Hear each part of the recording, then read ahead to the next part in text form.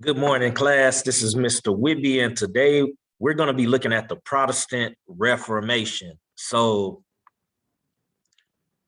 let me go ahead and make some adjustments. All right, there we go. So our objective for today, the learners, you, will be able to identify how religious differences started conflict and competition between the Spanish and English empires. So let's go ahead and jump into this. So in the 1500s, there's a guy named Martin Luther, not Martin Luther King, but Martin Luther. Martin Luther King Jr., we assume, was named after this guy. In 1517, a German priest named Martin Luther publicly criticized the Roman Catholic Church. Now, before I go to the next bullet, understand how critical this is.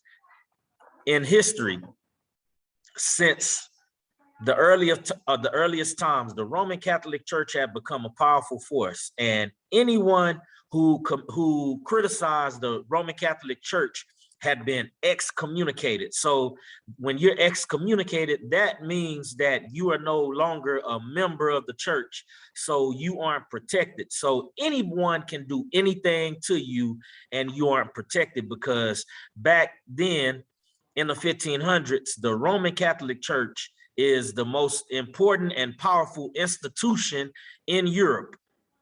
One more time, the Roman Catholic Church is the most important and powerful institution in Europe.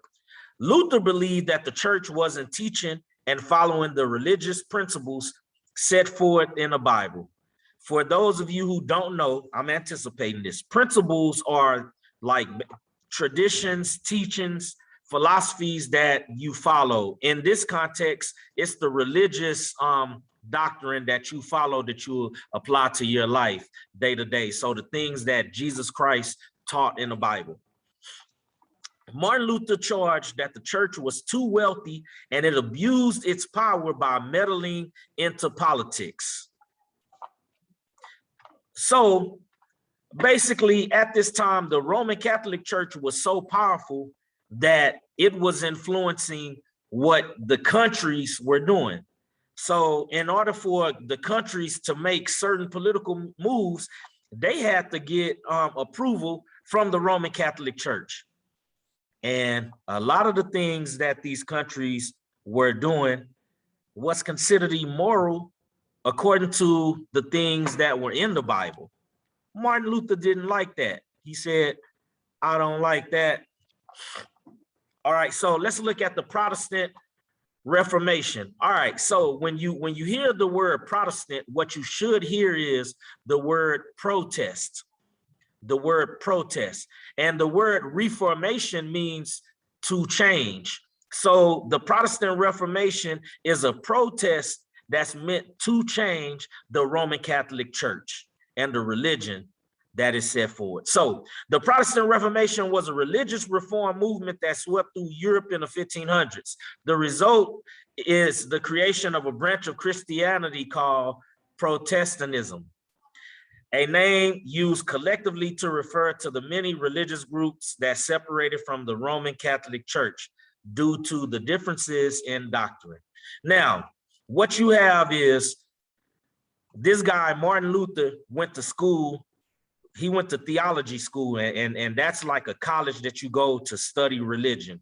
When he began to read the Bible and books surrounding and explaining how the Bible was developed and what should be taught in it and in the churches, he began to see that there were things that the Roman Catholic Church was doing that wasn't according to the Bible. So with this picture right here that I have on this slide, what he did, he wrote out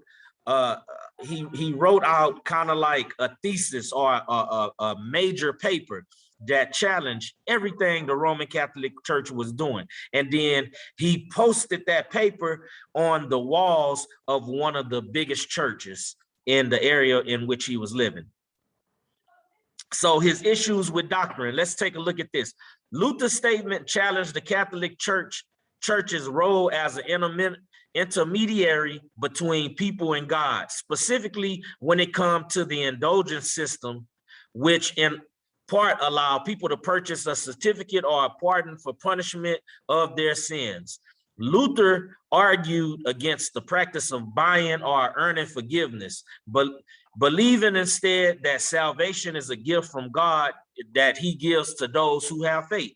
So there's a few words that I have to explain so that you have understanding. Intermediary.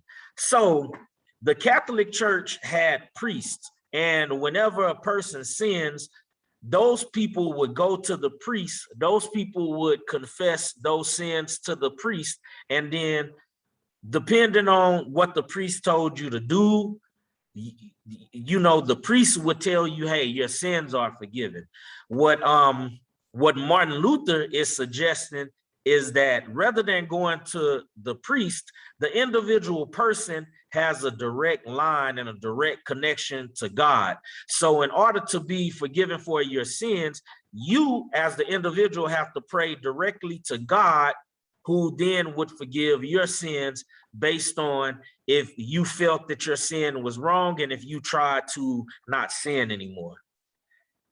Now, the problem with this in the Romans' eyes is that it took away the power and the authority from the priest as well as from the church. So eventually over time, after you know, Martin Luther's work, you have the development of Protestants, and you have the development of all of these different sects of that sext. S-E-C-T-S. S-E-C-T-X. I just want to make sure y'all know and y'all understand what I'm saying. I know my accent is a little crazy, but you have all of these Protestant churches that developed because of Martin Luther. So you have the Baptist Church, the Anglican Church, the Methodist Church.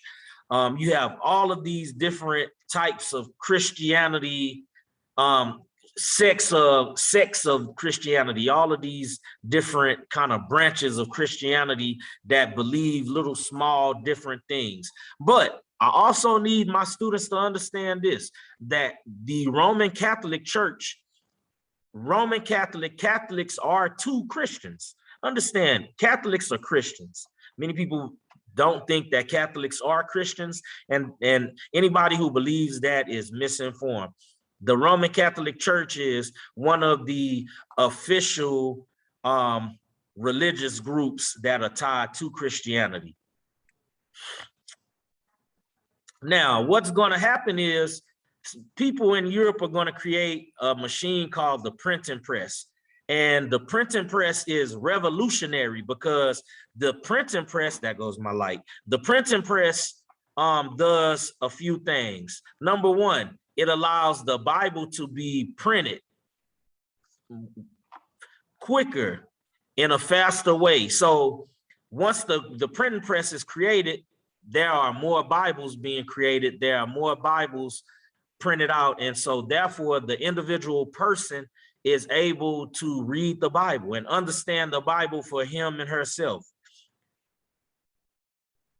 Therefore, it kind of basically helps Martin Luther out, because the doctrine that he's teaching, that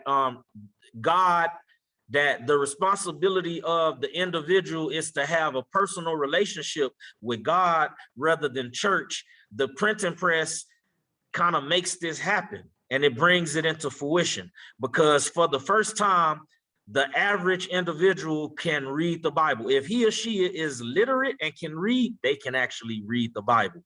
They no longer have to just believe what they hear from the priest. All right, so that's gonna cap it off, you guys. Use this information that you learned today to go ahead and complete your assignment.